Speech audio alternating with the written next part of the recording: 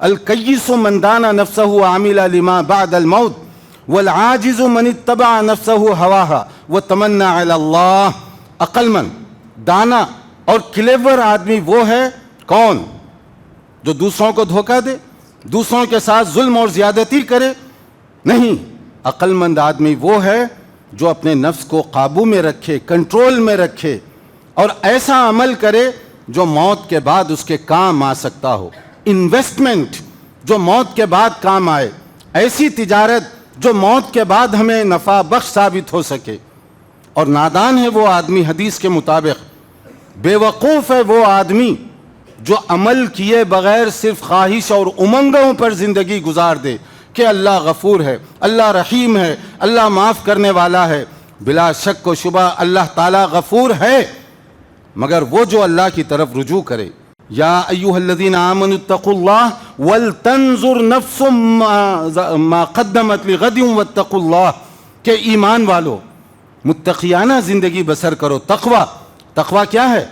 کسی لباس کا نام نہیں، کوئی پھل کا نام نہیں، کوئی درخت سے پیدا ہونے والی چیز کا نام نہیں ہے. تقویٰ دل اور دماغ سے پیدا ہونے والی چیز کا نام ہے. متقی ہونے کے لیے لباس نہیں، حلیہ نہیں، اپیرنس نہیں. متقی ہونے کے لیے اپنے دل اور دماغ میں اللہ اور اس کے رسول صلی اللہ علیہ وسلم کی محبت کو بسانا ہوگا. وہی آدمی متقی ہے جو قرآن و سنت کی تعلیمات کے مطابق اپنی زندگی بسر کرے. یہ دنیا کے عالمی میڈیا میں یہ خبر شائع کی گئی ان کی طرف سے کہ قرآن کریم کی ایک آیت مسلمان نوجوانوں کو کتنا متاثر کی، اور خدمت خلق کا جذبہ ایک آیت کے ذریعے کیسے ان کے اندر پیدا ہوا. کیا تھی وہ آیت؟ تم اگر ایک آدمی کی زندگی بچا لو، سبب بن جاؤ، تو تم نے ایک آدمی کی مدد نہیں کی، گویا کہ تم نے ساری انسانیت کو بچا لیا. اور ایک آدمی کو اگر تمہاری وجہ سے نقصان پہنچ جائے تو صرف وہ ایک آدمی نہیں، گویا کہ تم نے سارے انسانوں کو نقصان پہنچایا. ان الحمد للہ نحمده ونستعینه ونستغفره ونعوذ باللہ من شرور انفسنا ومن سیئات اعمالنا من يهده الله فلا مضل له ومن يضلل فلا هادي له وأشهد أن لا إله إلا الله وحده لا شريك له وأشهد أن محمدًا عبده ورسوله. اللهم صل وسلم وبارك على محمد وعلى آله وصحبه أجمعين. يا أيها الذين آمنوا اتقوا الله حق تقاته ولا تموتن إلا وأنتم مسلمون. يا أيها الناس اتقوا ربكم الذي خلقكم من نفس واحدة وخلق منها زوجها وبث منهما رجالا كثيرا ونساء واتقوا الله الذي تساءلون به والأرحام إن الله كان عليكم رقيبا. يا أيها الذين آمنوا اتقوا الله وقولوا قولا سديدا يصلح لكم أعمالكم ويغفر لكم ذنوبكم ومن يطع الله ورسوله فقد فاز فوزا عظيما.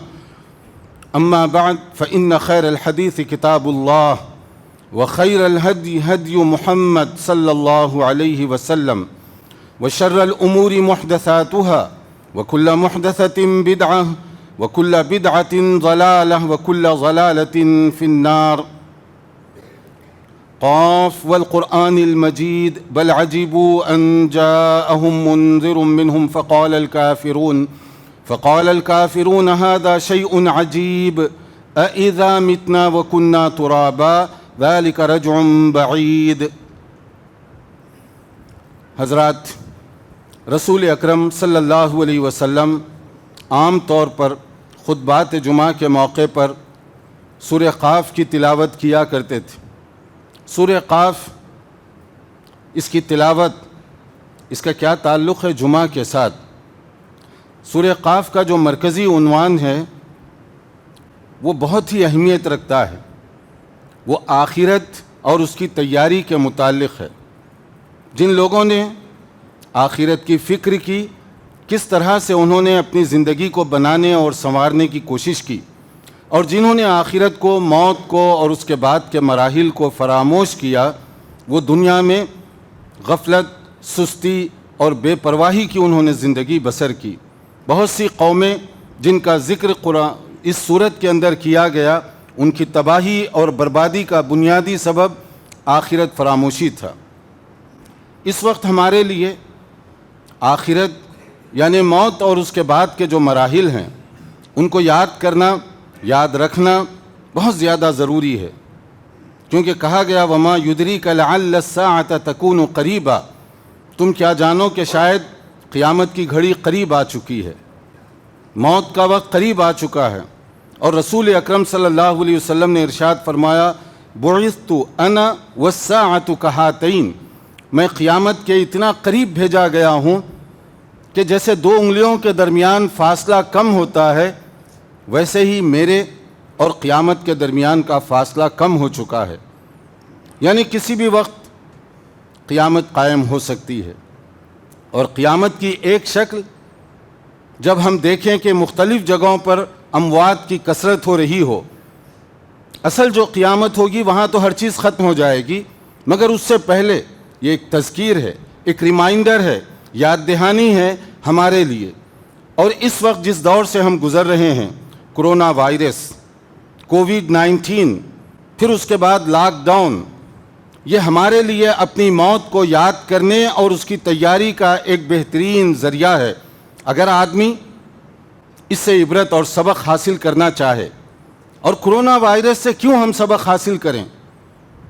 اس لیے کہ بیٹا دیکھ رہا ہے باپ کی لاش سامنے پڑی ہوئی ہے، مگر وہ آگے بڑھ کر غسل دینے کے لیے تیار نہیں۔ بیٹی دیکھ رہی ہے کہ ماں مر چکی ہے، مگر آگے بڑھ کر تیاری کروانے کے لیے وہ تیار نہیں۔ قریبی رشتہ دار جن کا نام سن کر ہم جانا اپنے لیے سعادت سمجھتے تھے، مگر موت کی اطلاع پا کر ہم فون رکھ دیتے ہیں گویا کہ ہمیں اطلاع نہیں ملی۔ کہیں ایسا نہ ہو کہ نازک اور خطرناک موقعوں پر ہمیں جانا پڑ جائے، کیونکہ سچویشن کچھ اس طرح کی تھی۔ مگر اس کرونا وائرس کے اندر، کووڈ-19 کے مسئلے میں، اور جب لاک ڈاؤن ہو رہا تھا ہر جگہ، جب اموات اس کثرت کے ساتھ ہو رہی تھیں کہ لوگ دیکھ رہے تھے کہ بعض بڑے بڑے ہاسپٹلز میں مردے پڑے ہوئے ہیں، لاشیں پڑی ہوئی ہیں، مگر ان کو صحیح اور مناسب جگہ رکھنے کا انتظام بھی نہیں ہے۔ اس موقع پر جنہوں نے آگے بڑھ چڑھ کر تجہیز و تکفین کے مراحل میں ہاتھ بٹایا، وہی دراصل وہ نوجوان ہیں جن کے دل و دماغ میں تقوی، پرہیزگاری بھری ہوئی ہے۔ یہ وہ نوجوان ہیں جو جان جوخم کو ڈال کر انہوں نے دوسروں کی مدد کی۔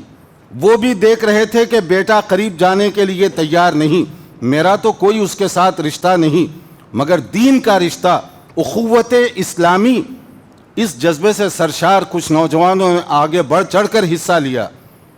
جب ایک بہت بڑا پروگرام UK میں وہاں کے مختلف لوگوں اور ذمہ داروں کی طرف سے ہوا، ان کی طرف سے ایک عجیب سوال کیا گیا۔ یہ صرف انگلینڈ کی بات نہیں، ہندوستان، حیدرآباد اور اس کے مضافات میں بھی اس کے نمونے دیکھنے میں آئے۔ وہ نوجوان جو دوسروں کی ہمدردی میں ڈوب کر مدد کرتے ہوئے آگے بڑھ رہے تھے، موت کی پرواہ کیے بغیر، خطرات کی پرواہ کیے بغیر اپنے آپ کو آگے بڑھا رہے تھے۔ تو جب ان نوجوانوں سے پوچھا گیا کہ آخر اتنے خطرات کے باوجود تم یہ مدد کیوں کر رہے تھے، اور مدد بھی کیسی؟ مرکزی جو جامع مسجد ہے UK کی، برمنگھم کی، خاص طور پر جو BBC وغیرہ میں بہت اس کا تذکرہ ہوتا ہے، وہاں پر ایکسٹرا ایسے انتظامات کیے گئے ٹریکٹر وغیرہ کے ذریعے، جہاں اضافی نعشوں کو رکھنے کا ہنگامی حکومت نے انتظام کیا تھا۔ اس کثرت سے اموات ہو رہی تھیں کہ لوگوں کے پاس جو انتظامات تھے وہ بہت کم پڑ گئے۔ اس کے لیے ہنگامی بنیادوں پر فریز کی جو لاریاں وغیرہ ہوتی ہیں اس کے ذریعے سے انتظام کرنا پڑا۔ انہوں نے ایک سوال کیا کہ تمہارے نوجوان یعنی مسلمان نوجوان کبھی کبھی اللہ تعالیٰ کن کن سے اسلام اور مسلمانوں کی سچائی کو کہلواتا ہے، چاہے جتنا چھپانے کی کوشش کریں۔ وہ دیکھ رہے تھے اسی منظر کو، وہ دیکھ رہے تھے کہ لوگوں کے ساتھ کیا کچھ ہو رہا ہے۔ انہوں نے ایک سوال کیا کہ یہ نوجوان، تمہارے نوجوان کون؟ مسلمان نوجوان، قرآن و سنت پر عمل کرنے کے جذبے سے سرشار مسلمان، چہروں پر داڑھی رکھے ہوئے مسلمان، جنہیں عام طور پر غلط قسم کے القاب سے یاد کیا جاتا ہے، کیونکہ یہی تو علامتیں آج کل بن گئی ہیں کہ اگر کوئی چہرے پر داڑھی رکھے یا کوئی خاتون حجاب اور برقعے کا اہتمام کرے یا نمازوں کی پابندی کی جائے تو عموماً اس کو ٹیررسٹ، فنڈامنٹلسٹ یا ریڈیکل، یعنی اس طرح کے جو الفاظ ہیں گویا کہ خاص کر دیے گئے، یہ ٹرمینالوجیز خاص کر دی گئیں ان نوجوان مسلمان بچے یا بچیوں کے لیے جو دین پر عمل کرتے ہیں۔ آج کل عام طور پر یہی ہوتا ہے۔ تو پوچھا گیا کہ تمہارے نوجوان یہ کس جذبے کے تحت کام کر رہے تھے ان دنوں میں، جبکہ قریبی رشتہ دار قریب جانے کے لیے تیار نہیں، اور یہ آگے بڑھ بڑھ کر حصہ لے رہے ہیں اور تدفین تک کے سارے مراحل وہ انجام دے رہے ہیں۔ تو انہوں نے کہا قرآن مجید کی ایک آیت، یہ جو دوسرے دن آپ میں سے جو انگریزی پڑھنے والے انٹرنیشنل میڈیا پر جن کی نظر ہے انہوں نے بھی پڑھا ہوگا، یہ دنیا کے عالمی میڈیا میں یہ خبر شائع کی گئی ان کی طرف سے کہ قرآن کریم کی ایک آیت مسلمان نوجوانوں کو کتنا متاثر کی، اور خدمت خلق کا جذبہ ایک آیت کے ذریعے کیسے ان کے اندر پیدا ہوا۔ کیا تھی وہ آیت؟ تم اگر ایک آدمی کی زندگی بچا لو، سبب بن جاؤ، تو تم نے ایک آدمی کی مدد نہیں کی، گویا کہ تم نے ساری انسانیت کو بچا لیا۔ اور ایک آدمی کو اگر تمہاری وجہ سے نقصان پہنچ جائے تو صرف وہ ایک آدمی نہیں، گویا کہ تم نے سارے انسانوں کو نقصان پہنچایا۔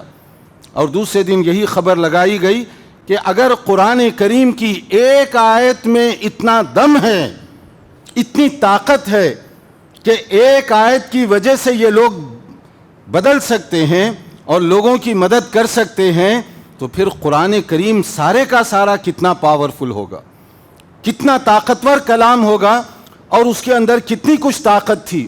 یہ غیر مسلموں کی بات ہے، میں کوئی مسجد یا مسلمانوں کی بات نہیں ذکر کر رہا ہوں، کہ وہ اعتراف کیا کر رہے ہیں کہ کس طریقے سے ایک آیت نوجوانوں کو تبدیل کرنے کا ذریعہ بنی۔ اور ایک میں اور مسئلہ آپ کو چلتے چلتے بتا دوں، جب الحمدللہ میں داخل ہوا اور یہ مسجد دیکھی بڑی خوشی ہوئی۔ اللہ تعالیٰ اس میں ڈائریکٹ اور انڈائریکٹ جن لوگوں نے بھی جتنا حصہ لیا ہے، اللہ تعالیٰ ان کی نیکی کو قبول فرمائے اور اجر عظیم سے ان کو سرفراز فرمائے۔ معلوم ہے آپ کو مسجد کیا ہے؟ مسجد جو ہے بہت اہم عبادت کی جگہ تو ہے ہمارے لیے، مگر ایک عجیب سا واقعہ پیش آیا۔ ایک بہت مشہور غیر مسلم جرنلسٹ خاتون کی میں بات کر رہا ہوں، جو رائل فیملی سے تعلق رکھتی ہے یو کے کی۔ مسجد کیا ہے کہ وہ ایک مرتبہ ایک علاقے میں گئیں، انہوں نے صرف مسجد کو دیکھا، اور وہ کہتی ہیں کیونکہ یہ جرنلسٹ ہیں اور پرائم منسٹر کے گھر میں ان کا آنا جانا ہے، انہوں نے ایک عجیب سی بات کی کہ میرا دل و دماغ مسلمانوں کے خلاف نفرت بغض سے بھرا ہوا تھا، میں کوئی ایک بات مسلمانوں کے حق میں فیور میں سننا بھی گوارا نہیں کرتی تھی، کیونکہ جو کچھ باتیں مجھے بتائی گئی تھیں مسلمانوں کے خلاف کہ یہ لوگ کتنے دہشت گرد ہوتے ہیں، کتنے غلط مزاج کے ہوتے ہیں، نقصان پہنچانے والے ہوتے ہیں وغیرہ وغیرہ، تو یہی چیزیں میرے ذہن و دماغ میں بسی ہوئی تھی۔ اس کے بعد اتفاق ایسے ہوا کہ ایک مسلم ملک جانے کا مجھے اتفاق ہوا، میں مسجد گئی۔ بعض لوگ یہاں بحث کرتے ہیں مسجد میں عورتیں آئیں یا نہ آئیں، اب سن لیں مسجد کیا چیز ہے اور اس کے فائدے کیا ہیں۔ جب وہ مسجد گئی تو مسجد والوں نے کہا کہ ٹھیک ہے آپ بیٹھ جائیے، اور وہ دیکھتی رہیں کہ مسلمان کیسے مسجد میں آتے ہیں، صرف صف بندی ان کی اور آپس میں پیار و محبت، الفت اور اخوت کے جذبات کے ساتھ ایک دوسرے کے ساتھ کھڑے ہونا، کندھے سے کندھا اور پاؤں سے پاؤں ملا کر، اور پھر خیر خیریت وغیرہ دریافت کرنا، یہ صرف دیکھتی رہیں وہ۔ اس کے بعد ہوا، وہ عشاء کی وقت تقریباً تھا، تو اس کے بعد یہ ہوا کہ نماز ختم ہو گئی، لوگ نکلنے لگ گئے۔ تو انہوں نے مسجد کا جو بھی انتظام کرنے والا تھا، جیسے گیٹ وغیرہ بند کرتے ہیں، لائٹ بتی وغیرہ بند کی جاتی ہے، انہوں نے آگے بڑھ کر کہا اگر تھوڑی سی مجھے اجازت دی جائے تو میں کچھ دیر زیادہ یہاں بیٹھنا چاہتی ہوں۔ اس کو بھی تعجب ہوا، انگریز عورت، اور وہ مسجد میں رکنا چاہتی ہے۔ تو اس نے کہا آپ کو ٹھہرتے ہوئے کوئی اطمینان ہو رہا ہے تو ٹھہر جائیے، کوئی حرج نہیں ہے، میں بعد میں بند کر لوں گا، دروازہ بند کرنے کی مجھے کوئی جلدی نہیں ہے۔ کچھ دیر وہ گزاری مزید لوگوں کے جانے کے بعد۔ اس کے بعد وہ بیان دے رہی ہے انٹرنیشنل فورم پر کہ میں جس سکون اور اطمینان کی تلاش میں تھی، وہ سکون مجھے برطانیہ کی رائل فیملی میں بھی دکھائی نہیں دیا، نہ پیلس میں دکھائی دیا، نہ لگژری لائف میں وہ سکون مجھے ملا، مگر جو سکون ملا وہ مسجد میں آ کر مجھے ملا۔ حالانکہ مسجد میں داخل ہوتے ہوئے میرے جذبات مسلمانوں کے خلاف تھے، مگر جو اطمینان، سکون مجھے ملا، جی نہیں چاہتا تھا کہ میں یہاں سے اٹھوں۔ اور اس کے بعد کچھ کیفیت ایسی ہوئی کہ میں نے طے کیا کہ جو کچھ باتیں مجھے بتائی گئی تھیں ذمہ داروں کی طرف سے، بچپن سے جو کچھ مجھے سبق پڑھایا گیا تھا، وہ حقیقت کے خلاف سبق تھا۔ مسلمان وہ نہیں ہے جو میں سنتی آئی ہوں، اسلام وہ نہیں ہے جو مجھے بتایا گیا۔ اور اس کے بعد اس نے اعلان کر دیا کہ میں بھی مسلمان ہونا چاہتی ہوں۔ مسجد کیا ہے یہ میں بتا رہا ہوں کہ مسجد کے ذریعے سے کیا کام لیا جا سکتا ہے، اور اللہ تعالیٰ اس کے ذریعے سے کیسا نور پہنچاتا ہے۔ اطمینان، سکون جس کی اس وقت دنیا کو تلاش ہے، اور کووڈ-19 میں جو ہیلتھ منسٹرز اور ذمہ داران ہیں، ایکسپرٹس، ان کی رپورٹ کے مطابق ذہنی بیماریوں کا تناسب بہت زیادہ بڑھ گیا۔ ڈپریشن، اسٹریس اور مختلف قسم کے ذہنی امراض، یہ جو کووڈ-19 اور گھروں میں بند لوگ ہیں، وہ پرسنٹیج کے حساب سے اس میں حیرت انگیز اضافہ ہوا، اور لوگ تلاش کر رہے ہیں کہ ذہنی سکون کہاں سے ملے، اطمینان کیسے ملے گا۔ آپ ڈاکٹر کے پاس جاتے ہیں، جائیے، کیپسول، ٹیبلٹ، دوائیں لیتے ہیں، لیجئے، مگر ایک نسخہ قرآن مجید میں بھی ہے، اس کو بھی استعمال کر کے دیکھیے۔ اللہ رب العالمین کی طرف سے کہا گیا، الا بذکر اللہ تطمئن القلوب، تم اللہ کو یاد کرو اور اللہ کی یاد تمہیں سکون پہنچائے گی۔ دنیا کے ٹیبلٹس، نسخے، پرسکرپشنز یہ غلط ہو سکتے ہیں، مگر اللہ رب العالمین کی بات میں شک و شبہ بھی نہیں کیا جا سکتا، کہ کہا جا رہا ہے کہ جس سکون اور راحت کو تم ڈھونڈ رہے ہو، وہ سکون یہاں تمہیں ملے گا، اللہ کے ذکر میں وہ سکون تمہیں ملے گا۔ اس کے لیے ہمیں، اگر موت کا وقت قریب آیا، ہم نے انسانی لاشیں گرتے ہوئے اپنی آنکھوں سے دیکھا، دوسروں کی موت ہمارے لیے سبق کا ذریعہ بننا چاہیے۔ اس کے لیے ہم تیار ہوں اور تیاری کریں۔ اور تیاری کیسے؟ جیسے کہا گیا مختلف روایات کے ساتھ، یہ قابل قبول سند ہے، الکیس من دان نفسہ وعمل لما بعد الموت والعاجز من اتبع نفسہ ہواہا وتمنى علی اللہ۔ عقل مند، دانا اور کلیور آدمی وہ ہے کون؟ جو دوسروں کو دھوکہ دے، دوسروں کے ساتھ ظلم اور زیادتی کرے؟ نہیں، عقل مند آدمی وہ ہے جو اپنے نفس کو قابو میں رکھے، کنٹرول میں رکھے، اور ایسا عمل کرے جو موت کے بعد اس کے کام آ سکتا ہو۔ انویسٹمنٹ جو موت کے بعد کام آئے، ایسی تجارت جو موت کے بعد ہمیں نفع بخش ثابت ہو سکے۔ اور نادان ہے وہ آدمی، حدیث کے مطابق بے وقوف ہے وہ آدمی جو عمل کیے بغیر صرف خواہش اور امنگوں پر زندگی گزار دے کہ اللہ غفور ہے، اللہ رحیم ہے، اللہ معاف کرنے والا ہے۔ بلا شک و شبہ اللہ تعالیٰ غفور ہے، مگر وہ جو اللہ کی طرف رجوع کرے، جو توبہ کرنے کے لیے تیار ہو، جو گناہوں سے آلودہ زندگی کو چھوڑنے کے لیے آمادہ ہو، اس کے لیے جو تیار ہے، اللہ تعالیٰ غفور ہے، اللہ تعالیٰ رحیم ہے، ورنہ اس کا عذاب اور اس کی گرفت بھی بہت زیادہ سخت ہے۔ مگر وہ گھڑی کب آنے والی ہے کوئی نہیں جانتا۔ یہ اللہ وحدہ لا شریک کے علم میں ہے کہ کب کس کی زندگی کا چراغ گل ہونے والا ہے۔ اس میں جو پیغام دیا جا رہا ہے کہ تم اپنے آپ کو تیار رکھو، کبھی بھی وہ وقت آ سکتا ہے۔ کیسے یہ وقت آ سکتا ہے؟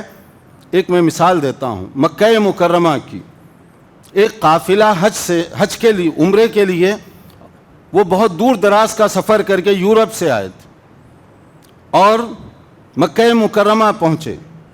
اب کعبۃ اللہ کا دیدار، طواف کرنے کا جو شوق مسلمانوں میں ہوتا ہے، اتنا سفر، اتنی محنت، اس کے بعد وہ وہاں پر پہنچے تو وہ جو قافلہ ہے، ہوٹل پہنچنے کے بعد صرف وضو کیے وہ لوگ اور روانہ ہو گئے طواف کرنے کے لیے۔ حالانکہ عام طور پر یورپ وغیرہ سے جو قافلے جاتے ہیں ان کو کہا جاتا ہے کچھ دیر آرام کر لیں آپ، اور اس کے بعد میں اطمینان سے طواف یا عمرہ کرنے کے لیے جائیں تاکہ تازہ دم ہو کر کر سکیں۔ مگر شوق ایسا تھا کہ وہ فوری طور پر نکل گئے، اور انہیں یہ بھی اندازہ نہیں تھا کہ ان کی ہوٹل وغیرہ کون سی ہے، اس کا ایڈریس کیا ہے۔ وہ یہ سمجھے کہ ہم بعد میں دیکھ لیں گے، پہلے جا کر طواف کریں گے۔ طواف کے لیے پہنچے، وہ چھوٹا سا گروپ جو تھا ان کا، اس میں ایک خاتون بھی تھی، اور وہ خاتون جب طواف کے لیے پہنچی، پہلا چکر کعبۃ اللہ کا پورا ہو گیا اور دوسرے چکر میں اس کی طبیعت کچھ خراب سی محسوس ہوئی۔ جو اس کے ساتھ لوگ تھے دو چار، انہوں نے اس کو تھوڑی سی مدد کی کہ شاید سفر کی تھکان ہے اور اس وجہ سے یہ اس طرح کر رہی ہے۔ تو انہوں نے کہا کہ کچھ دیر بیٹھ جاؤ، یا کسی نے اس کو زمزم پلا دیا وہاں پر۔ ابھی زمزم وہ پلایا ہی گیا تھا، دوسرا چکر ہی پورا ہو رہا تھا اس کا، ابھی پورا طواف نہیں ہوا، وہیں پر وہ گر گئی۔ اور بعد میں فوری طور پر جب وہاں کا جو انتظام اور طریقہ ہے، پولیس آئی اور اس کو ایک کارنر پر لے گئے، اور پہلے ہنگامی طور پر اس کو طبی امداد دینے کی کوشش کی گئی تو انہوں نے بتایا اس کی تو موت ہو چکی ہے۔ اب آپ دیکھیں، یورپ سے وہ آ رہی ہے اتنی محنت کے بعد، اور لوگ کہہ رہے ہیں کہ تھوڑا سا ہوٹل میں آرام کر لو اور آرام کرنے کے بعد طواف کے لیے جاؤ، لیکن موت کا وقت اور جگہ مقرر ہے۔ بظاہر یہ حسن خاتمہ ہے کہ کعبۃ اللہ کا طواف کرتے ہوئے آدمی دنیا سے رخصت ہو، بہت اچھی ظاہری طور پر موت کی علامت، اور زمزم کا پانی آخری طور پر اس کے منہ میں ڈالا گیا۔ مگر اس کی کون سی نیکی تھی ہوگی اگر وہ تھوڑی دیر لوگوں کے مشورے پر عمل کر کے ہوٹل ہی میں رک گئی ہوتی، تو اس کی موت تو ہوٹل میں آنے والی تھی، مگر موت کا وقت اور موت کی جگہ چونکہ متعین ہے، وہ خود اسے وہاں کھینچ کر لے جا رہی تھی۔ ہوٹل میں نہیں ہے آپ کی موت، آپ کی موت تو وہاں پر ہے۔ وہ پہنچی، اور مجھے کیسے معلوم ہوا یہ کہ اتفاق سے جب میں وہاں قریب میں تھا تو اس نے پتہ نہیں مجھے دیکھ کر کیا سمجھا یا کیا نہیں، وہ میری مدد مانگ رہی تھی کہ آپ کا فون دیجئے، اور ہم تلاش کر رہے ہیں مختلف لوگوں کو کہ وہ کہاں بھٹک گئے یا بچھڑ گئے۔ اب اس کو کچھ سمجھ میں نہیں آ رہا تھا، نہ زبان وہ جانتی تھی، تو جب میں نے فون دیا، اس کا رابطہ نہیں ہو رہا تھا، لیکن بعد میں اسی نمبر پر اس فیملی کے کسی آدمی نے مجھ سے رابطہ کیا کہ وہ آدمی یا وہ عورت جو ہے اسے آپ بات کروائیے۔ مجھے تو نہیں معلوم تھا کہ وہ کون لوگ ہیں، یہ تو ایک اتفاق کی بات تھی۔ تو جب میں نے پوچھا تو انہوں نے کہا کہ وہ جس عورت کو وہ تلاش کر رہی تھی وہ ختم ہو چکی ہے۔ اب یورپ سے سفر کر کے وہ پہنچی، اتنی محنت و مشقت کے بعد، لیکن عمرہ ابھی پورا نہیں ہو سکا۔ موت کا وقت کب اور کہاں آنے والا ہے سورہ لقمان کے آخری حصے میں بتایا گیا۔ وما تدری نفس ماذا تکسب غدا وما تدری نفس بأی ارض تموت۔ کہاں مرو گے، کب مرو گے، کس حالت میں مرو گے، یہ علم سوائے اللہ کے کسی اور کو نہیں۔ اور ایک عجیب سی بات مصر کے اندر پیش آئی جو ذمہ دار نے مجھے بتائی۔ رمضان میں وہاں افطار کا ایک چارٹ لگا ہوا تھا، محلے کی جیسے یہ مسجد ہے کہ ہر دن کچھ لوگ انتظام کرتے تھے افطاری کا، اور بہت زیادہ لوگ تھے تو ان کے لیے تقسیم کر دیا گیا تھا کہ وہ چارٹ لگا دیا گیا، پہلی تاریخ کو کون افطار کروائے گا، دوسری کو کون، تیسری کو کون، تاکہ اپنی باری میں وہ لوگ اپنا انتظام وغیرہ بندوبست کریں۔ محلے کی ایک خاتون آئی اور اس کا جو نمبر آ رہا تھا، سمجھیے کہ 10ویں روزے پر، وہ اصرار کر رہی تھی کہ نہیں مجھے پہلا دے جائے۔ اب انہوں نے کہا کہ پہلے تو لوگ لے چکے ہیں، تم 10واں لے لو، کیا فرق پڑتا ہے۔ اب وہ اصرار کر رہی تھی، اب بوڑھی عورت تھی، اس کے احترام میں جو آدمی پہلے دن تھا اس سے تبدیل کر دیا گیا کہ آپ 10ویں کو لے لو اور اس کو پہلی تاریخ دے دو۔ بہت ضد کر کے وہ لی، مگر عجیب اتفاق، ہمارے لیے عجیب اتفاق، اللہ کا ہر کام وہ اس کا جو فیصلہ ہے وہ آخری فیصلہ ہے۔ تو کیا ہوا، وہ جو تاریخ اس کی آ رہی تھی 10ویں تاریخ، اس کی لاش جنازہ لایا گیا اسی مسجد میں نماز جنازہ کے لیے۔ اب بعد میں لوگ بیٹھ کر غور کر رہے تھے کہ اس کے ذمے جو ٹائم لگ رہا تھا، آخر یہ کیا بات تھی کہ یہ بڑھیا اتنی ضد کر کے اپنا تاریخ بدلوا رہی تھی، اور پہلی تاریخ کو تو قدرت دیکھیے کیسے اس کے ساتھ نیک کام کی اس کو توفیق دی گئی، اور جس کی باری تھی اس سے وہ بدل لی گئی، کیونکہ 10ویں تاریخ کو افطار نہیں، اس کا جنازہ اس مسجد میں آنے والا تھا۔ یہ ہمیں بتا کیا رہا ہے؟ ہمیں چاہیے کہ اس مرحلے کے لیے اپنے آپ کو تیار کریں، اور کیسے ہم تیاری کریں گے؟ اپنے اعمال کا جائزہ لے کر، اگر کہیں کوئی کمی اور کوتاہی ہو رہی ہے تو اس کو دور کر کے، موت کی تیاری کا مطلب نہیں کہ موت کی تسبیح میں پڑھتا رہوں، تیاری کا مطلب یہ ہے کہ میری زندگی میں اگر کوئی کمزوری ہے ایمان و عقیدے کے مسئلے میں، اعمال، معاملات، لین دین، کاروبار، کہیں کوئی ویک پوائنٹ ہے میرے اور اللہ کے درمیان، یہ بات ہے کہ میں اس سے پہلے اپنی توبہ کر کے موت کے لیے تیاری کروں، اپنے دل اور اپنی کدورتوں کو دور کر کے اپنے دل کو صاف اور آئینے کی طرح شفاف بناؤں۔ کیونکہ صحیح بخاری کی ایک حدیث ہے، رسول اللہ صلی اللہ علیہ وسلم نے ارشاد فرمایا، لا یؤمن احدکم حتی یحب لاخیہ ما یحب لنفسہ، اس وقت تک کوئی شخص صحیح مسلمان نہیں ہو سکتا، مومن نہیں ہو سکتا، جب تک کہ وہ دوسروں کے لیے بھی ایسے جذبات نہ پیدا کرے اپنے اندر جو آپ اپنے لیے پسند کرتے ہیں۔ کیا مطلب ہوا اس کا؟ کیا آپ چاہتے ہیں کہ کوئی آپ کو گالی دے، یا آپ چاہتے ہیں کہ کوئی آپ کو دھوکہ دے؟ کیا آپ چاہتے ہیں کہ کوئی آپ کا مال غصب کرے؟ نہیں چاہتے، پھر آپ بھی دوسروں کے لیے یہ کام نہ کریں۔ اگر آپ نہیں چاہتے کہ آپ کو دھوکہ دیا جائے تو آپ دوسروں کے لیے بھی دھوکہ نہ دیں۔ آپ نہیں چاہتے کہ آپ کو کوئی نقصان پہنچے، دوسروں کو پھر کوئی نقصان نہ پہنچائیں۔ ہمیں تو یہ تعلیم دی گئی، اپنے پڑوسی، نیبرز، حتیٰ کہ وہ غیر مسلم بھی ہو تو اس کے ساتھ تم حسن سلوک کرو۔ میرے ایمان اور اخلاق، کیریکٹر کی خوشبو پہلے پہنچنا چاہیے۔ اگر میں سڑک پر سے گزروں، ایک غیر مسلم اس مہک کو سونگھ کر یہ گواہی دے سکے کہ ادھر سے کسی مسلمان کا گزر ہوا ہے، کیونکہ اتنے پاکیزہ اخلاق اور اتنی عمدہ سیرت وہ مسلمانوں کی ہو سکتی ہے، تو میرے اخلاق اس کو دین کی طرف لانے کا سبب بن جائیں۔ میرا پڑوسی یہ گواہی دے سکے کہ یہ دین کے ماننے والے لوگ ہیں۔ رسول اللہ صلی اللہ علیہ وسلم نے فرمایا، ما زال جبرائیل یوصینی بالجار حتی ظننتہ انہ سیورثہ، کہ ہمیشہ جبرائیل علیہ السلام جب تشریف لاتے تو رسول اللہ صلی اللہ علیہ وسلم ارشاد فرما رہے ہیں، تاکید کیا کرتے تھے، پڑوسی کے ساتھ اچھا سلوک کرو، پڑوسی کے ساتھ اچھا سلوک کرو، حتیٰ کہ میں یہ سمجھ بیٹھا کہ شاید پڑوسی کو میری وراثت میں بھی کوئی حصہ دے دیا جائے گا۔ یعنی اتنی تاکید۔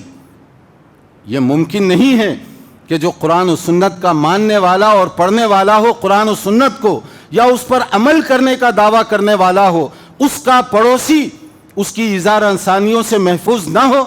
میرے گھر کھانا پکے اور پڑوسی کے بچے بھوکوں مر رہے ہوں، امپاسبل ہے۔ مسلمان یہ کبھی گوارا نہیں کر سکتا. وہ خود بھوک برداشت کرے گا لیکن پڑوسی کو پہلے کھلائے گا, چاہے وہ غیر مسلم ہی کیوں نہ ہو. صحابہ کرام کا انداز کچھ اسی طرح کا تھا.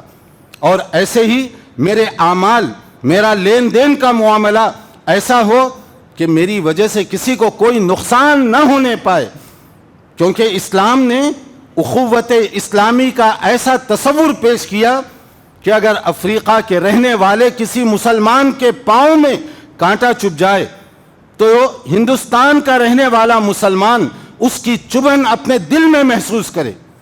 پھر یہ کیسے گوارا ہے کہ میں کسی مسلمان کو نقصان پہنچاؤں یا اس کا سبب بن جاؤں. دنیا کتنے دن کے لیے رہے گی ساتھ؟ کووڈ-19 میں آپ نے دیکھ لیا, کرونا وائرس میں آپ نے دیکھ لیا, اور دنیا کی ہونے والی ہر دن اموات یہ ہمارے لیے ریمائنڈر ہیں کہ معمولی زمین کے ٹکڑے کی خاطر, معمولی پیسوں کی خاطر رشتہ دار کو پہچان نہیں رہا ہے, قریبی کو نہیں جانتا, اور ایک اچھا آدمی اچھے آدمی کو پہچاننے کے لیے تیار نہیں ہے. اگر ہم لے بھی لیں کتنے دن رکھیں گے یہ زمین؟ کتنے دن کام آئے گا یہ باغ؟ جو اللہ نے زندگی مقرر کی ہے اس سے ایک لمحہ آگے پیچھے نہیں ہو سکتا. اور جو اللہ نے مقرر کیا ہے وہ جو دانہ میرے حلق کے اندر اترنے والا ہے, پوری دنیا مل کر مجھے چھیننا چاہے, محروم کرنا چاہے, وہ دانہ مجھ سے چھینا نہیں جا سکتا, میرے حلق میں اتر کر رہے گا. اور جو پانی کا گھونٹ میرے لیے مقدر کر دیا گیا, دنیا ساری مل کر مجھے اس سے محروم کرنا چاہے تو اس سے محروم نہیں کر سکتی. وہ گھونٹ پانی کا میرے حلق کے اندر پہنچ کر رہے گا. اللہ تعالیٰ نے ایسا دنیا کے اندر انتظام کیا ہے. آج ہم بھی انویسٹمنٹ کی کوشش کرتے ہیں, کل کی فکر کرو, کل کی فکر کرو. ایک مزدور, ایک پروفیشنل, ایک اعلیٰ ترین عہدے پر جو آدمی ہے, ہر ایک کو کل کی فکر ہے کہ اگر کوئی آدمی 100 روپیہ روزانہ کماتا ہے, وہ بھی کہتا ہے کہ 10-15 روپیے بچا کر رکھو. کیوں؟ کل کے دن کام آ جائے گا, ہنگامی ضرورت میں کام آ جائے گا, اتفاقیہ مسئلے میں کام آ جائے گا. اور جو بڑے اور زیادہ اونچے عہدوں پر ہیں وہ بھی انویسٹمنٹ کرتے ہیں, یعنی ایسی سرمایہ کاری جس سے کل ہمیں کوئی فائدہ ہو سکے. پڑھیے سورہ حشر کی 18ویں آیت 18, جس میں اللہ تعالیٰ نے بھی انویسٹمنٹ کی بات کہی, کل کی بات کہی. یا ایھا الذین آمنوا اتقوا اللہ ولتنظر نفس ما قدمت لغد واتقوا اللہ, کہ ایمان والو متقیانہ زندگی بسر کرو. تقوی کیا ہے؟ کسی لباس کا نام نہیں, کوئی پھل کا نام نہیں, کوئی درخت سے پیدا ہونے والی چیز کا نام نہیں ہے. تقوی دل اور دماغ سے پیدا ہونے والی چیز کا نام ہے. متقی ہونے کے لیے لباس نہیں, حلیہ نہیں, اپیرنس نہیں. متقی ہونے کے لیے اپنے دل اور دماغ میں اللہ اور اس کے رسول صلی اللہ علیہ وسلم کی محبت کو بسانا ہوگا. وہی آدمی متقی ہے جو قرآن و سنت کی تعلیمات کے مطابق اپنی زندگی بسر کرے. تو سورہ حشر کی اس آیت میں جو بات کہی جا رہی ہے, تم دیکھو ذرا کل کے لیے تم نے کیا تیاری کی ہے. ہم سب کل کی فکر کرتے ہیں, اور اس کے لیے آدمی کتنی محنتیں کرتا ہے, کتنی کوششیں اور جستجو کرتا ہے کہ میرا کل آج سے بہتر ہو جائے. فیوچر کی فکر, مستقبل کی فکر. وَلْتَنْظُرْ نَفْسٌ مَّا قَدَّمَتْ لِغَدٍ, تو قرآن کہہ رہا ہے وہ کل کے لیے بھی دیکھو, کوشش کرو, کیوں جس کل کے بعد کوئی دوبارہ کل آنے والا نہیں ہے. وہ کون سا کل ہے؟ موت کے بعد وہ اعمال جو قبر میں کام آ سکے, وہ نیکیاں جو حشر میں مجھے کام آ سکیں. ہم ذرا تنہائی میں بیٹھ کر غور کریں کہ ہمارے نامہ اعمال میں کیا کوئی ایسی نیکی ہے جو موت کے بعد کام آ سکے؟ قبر میں کام آنے والی کوئی نیکی, حشر میں کام آنے والی کوئی نیکی. اللہ جانے کہ یہ مسجد اور ایسی یہاں پر اس شہر میں جو مساجد ہیں, کن کن لوگوں نے اس میں حصہ لیا ہے. مگر جب تک یہ مساجد باقی رہیں گی, اس میں حصہ لینے والوں کے لیے یہ صدقہ جاریہ بنتے رہیں گے. مرنے کے بعد بھی ان کا اجر و ثواب نہیں روکا جائے گا, کیونکہ یہ ان کے لیے صدقہ جاریہ ہے. یہاں پر کتنے لوگوں نے پانی کا انتظام کروایا، نلکے کا، ٹیوب ویل کا، کنویں کا، جب تک اس کے ایک ایک بوند سے مخلوق کو فائدہ پہنچے، انسان ہی نہیں، چرند پرند، حیوان، پرندے، جب تک انہیں اس سے فائدہ ہو رہا ہوگا وہ بنانے والے کو بھی برابر اس کا ثواب ملتا رہے گا۔ اور الحمدللہ اس مسجد میں بھی کتنے ایسے نوجوان ہیں جو اپنا وقت، اپنی محنت اور اپنی توانائی صرف کر کے لوگوں کی خدمت کر رہے ہیں۔ یہ تقوی کی علامت، یہ متقیانہ علامت ہے۔ اور کتنے ایسے نوجوان ہیں جو دوسروں کے لیے راحت رسانی اور خیر کا کام کر رہے ہیں۔ کیا یہ سچائی نہیں کہ پانی جب زیادہ ہو گیا تھا شہر حیدرآباد میں اور اس کے اطراف و اکناف، کتنے نوجوان تھے جو آگے بڑھ بڑھ کر ان کی مدد کر رہے تھے، اور کتنے نوجوان تھے جو پانی میں جا کر ٹھنڈا پانی ان کو میسر فراہم کر رہے تھے۔ کیا یہ تقوی کی علامت نہیں؟ جن کو دیکھ کر جو بینک مینیجر نے وہاں پر ایک بات کی تھی جو غیر مسلم اور ہندو ہے، اس نے یہ بات کی جس کو میڈیا میں بہت زیادہ اہمیت کے ساتھ نشر کیا گیا۔ ہمیں کہا جاتا تھا، یہ غیر مسلم کی بات، یہاں کے بینک مینیجر کی میں بات کر رہا ہوں، اس نے کہا ہمیں کہا جاتا تھا مسلمانوں کے خلاف، نوجوانوں کے خلاف خاص طور پر، مگر جب ہم پانی میں ڈوبے ہوئے تھے، گھر سے باہر نہیں نکل رہے تھے، ہم نے دیکھا وہی نوجوان آ کر ہمیں پانی پلا رہے تھے، کوئی فیس بھی نہیں لی، کوئی معاوضہ بھی نہیں لیا۔ یہ غیر مسلم کی گواہی ہے۔ اور وہ کہہ رہا ہے کہ وہ پوچھ پوچھ کر کھانا ہمیں دے رہے تھے، اور ہمیں تو لڑایا جا رہا تھا انہی غیر مسلموں کے خلاف۔ تو ان نوجوانوں کا یہ جو جذبہ ہے کار خیر کا، ویلفیئر، لوگوں کی خدمت کرنے کا، غیر مسلم کو یہ جذبہ متاثر کر رہا ہے۔ میرا لیکچر نہیں، میرا واعظ نہیں، بلکہ نوجوانوں کا کردار، نوجوانوں کی مدد کا جذبہ۔ تو میری گفتگو کا جو خلاصہ ہے، نہیں معلوم کہ ہماری زندگی میں اور کتنے دن باقی رہ گئے ہیں۔ کیا یہ وقت نہیں آیا کہ ہم کوئی ایسی نیکی کریں جو آنکھ بند ہونے کے بعد کام آ سکے، ایسی نیکی کریں جو قبر میں کام آ سکے، ایسی نیکی کریں جو حشر کے میدان میں کام آ سکے، ایسا کوئی انویسٹمنٹ، ایسی کوئی تجارت جو وہاں کام آنے والی ہو۔ اس کے لیے زیادہ دولت نہیں، جذبے کی ضرورت ہے۔ اگر یہاں رکھی ہوئی کتابوں میں سے ایک کتاب آپ لے لیجیے، مثال کے طور پر کوئی دعاؤں کی کتاب جس کے خریدنے میں بہت معمولی سے پیسے چاہیے، کسی ایک بھائی کو آپ تحفے میں دیتے ہیں، معلوم ہے اس کا ثواب کتنا ہے؟ وہ جس کو آپ دے رہے ہیں ایک چھوٹا سا کتابچہ بطور تحفے کے، زندگی میں جتنی مرتبہ وہ کتاب کا مطالعہ کرے گا، دعائیں پڑھے گا، تحفہ دینے والے دوست کو بھی ثواب ملتا رہے گا۔ نیکی کے لیے صرف ہیلا چاہیے، کیونکہ حدیث میں کہا گیا اتق النار ولو بشق تمرہ، ایک کھجور کے ذریعے سے بھی، ایک کھجور جہنم کی آگ کو تم اپنے حق میں ٹھنڈا کر سکتے ہو۔